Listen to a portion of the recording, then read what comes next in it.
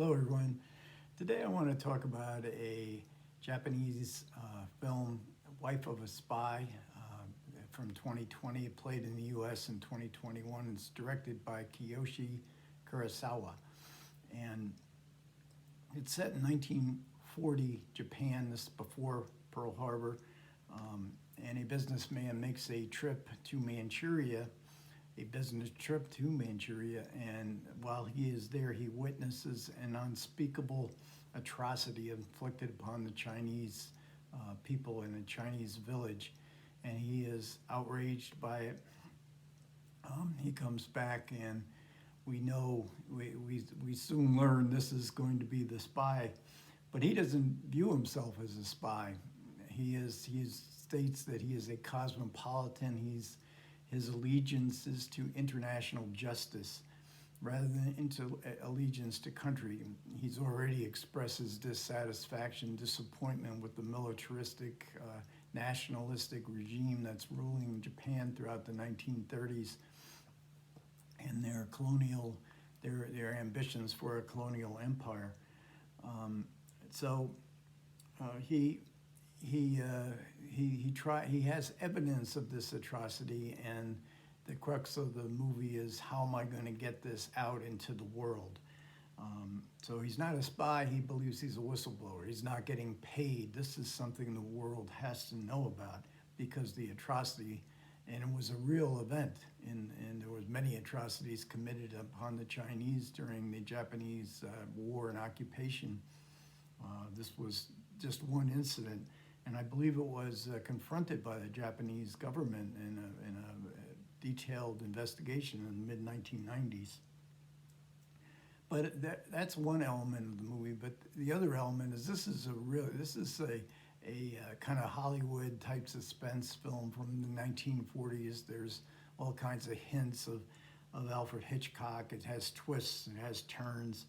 I particularly like that. Some people will probably not like this as far as the realism is concerned, but the security officer, who is hot on the trail, is suspicious at least, is also a childhood friend of both the wife and the husband. So this lends not just this anonymous interrogations and torture, but this is personal. This is also on the personal level, and even more than that, this is a love story. This is a love story between a wife and a husband, and the nature of love in a world that's perverse, and a world that I mentioned in my video on Red Angel, where love itself seems to be a perversity, an encumbrance to the world around them that has indeed gone crazy. And this is the performances here by the two main characters are absolutely superb. That's Yu Aoi. She had been a child star in I guess the 1990s, early 2000s, and she is, I guess, most beloved. This first movie I've ever seen with her. She's absolutely fantastic as the wife. And Issei Takahashi, equally good, playing the husband. It was a made-for-TV movie, so it has a low budget, kind of a low budget look to it. And I read some reviews that complain about the look of the film on the Blu-ray, and there are maybe some dodgy spots in the darker scenes. But overall, I thought this was highly presentable edition that Kino Lorber has put out.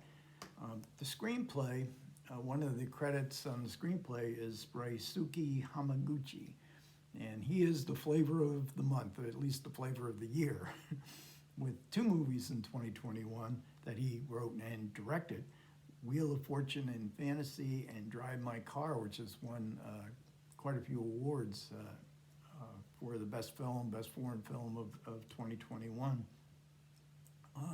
And he has the first credit on, but it is developed from a story by another screenwriter. And again, the work is fictional, the atrocity is not.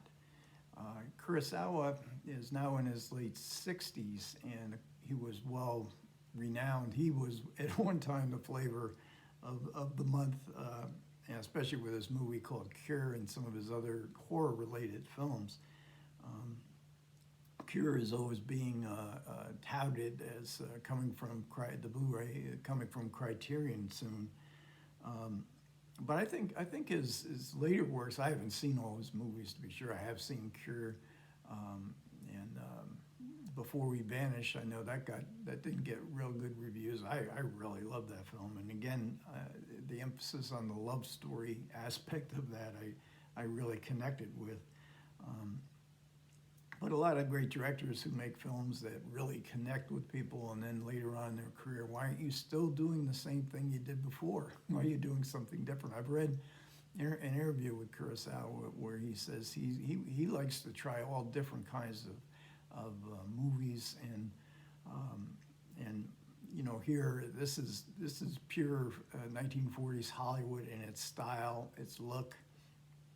There's a extensive behind the scenes extra supplement on this Criterion release, but that's it. There's no commentary. There's no other supplements. Now the behind the scenes is pretty good. I mean, we see how after you watch the movie, you see how they set up all the different shots, and you really get a sense of the reverence that both the actors and the crew had for Kurosawa. He had working for television. He had many in his crew that were from the television network who was financing the movie, but he also had some of his old standbys as well. So he thought that was a really good challenge for him, and just, you know, evidently in Japan at least, he is really Kiyoshi Kurosawa is really is really beloved by the people in the movie industry, and he certainly is a heck of a nice guy. When you read a lot about I've been reading a lot of biographies of Hollywood directors, and they're all authoritarian bullies and browbeat their some of their cast members and their crew members. And here you have a man who just creates an atmosphere of collaboration and mutual respect.